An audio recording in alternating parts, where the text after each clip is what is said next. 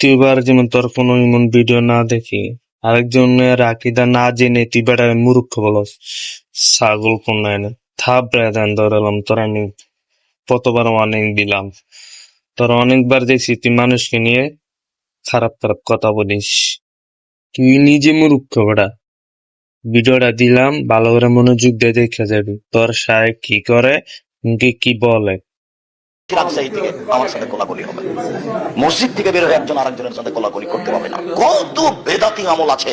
রাসূলকে অপমান করা হলো নাম্বার 1, মুখে চুমা দিলেন। রাসূলকে অপমান করা হলো, আরবি মানুষেরা গালে বলছে, গালে চুমা দিচ্ছে, মাথায় চুমা দিচ্ছে, মুখে চুমা দিলেন। রাসূলকে অপমান করা হলো। ইবাদত করার জন্য নিষেধ নয়, ইবাদত করার জন্য আল্লাহ রাসূল করেছেন না করেননি তার প্রমাণ লাগবে।